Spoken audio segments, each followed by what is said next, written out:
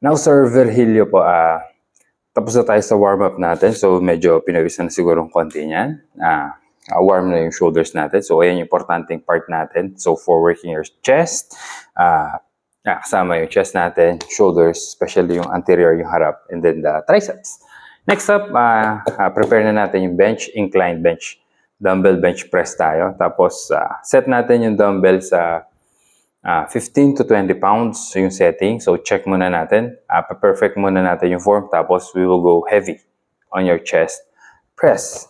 So, pakita natin. Yung setting ng upuan po is, yan. Itataas natin yung upuan. Okay? So, incline natin to. Yung upuan niya. Tapos, yung bench natin is at around 45 degrees. Okay? So, ganyan. Okay, so ito yung gusto nating angle ng upuan po.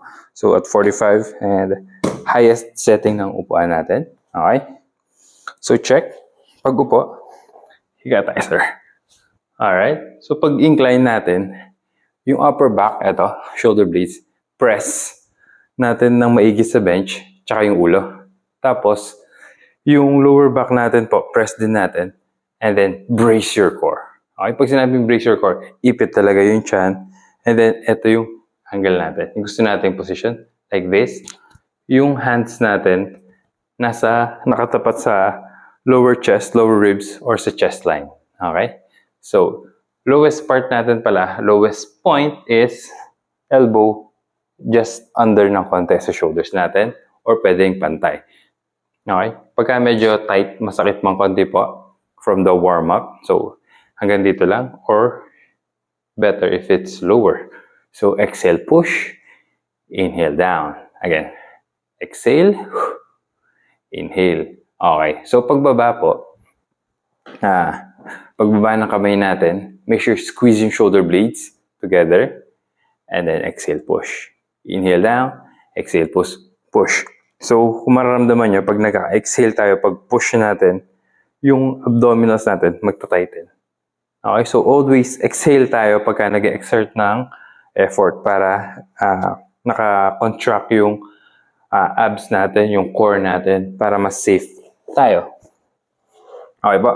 So pag pick up natin naman ng dumbbells, so pick up, so deadlift position, bend yung knees, alright? Bend knees, flat back hanggat maaari.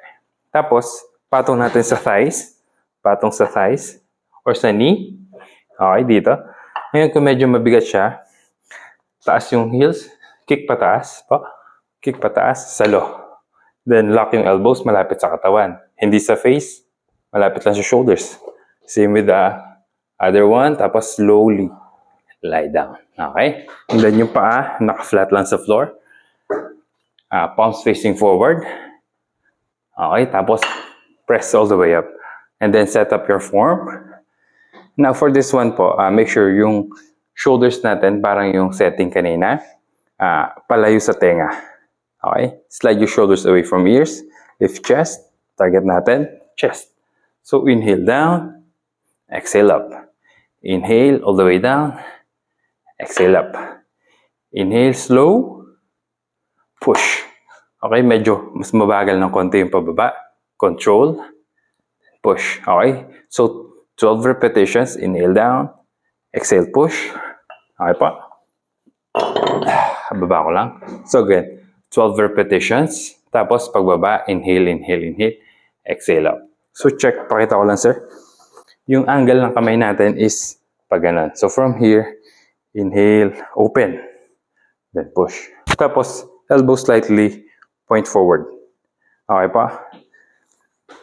Again, pakita natin. Isa lang. So from here, okay, parang may triangle tayong binubuo and then slightly forward.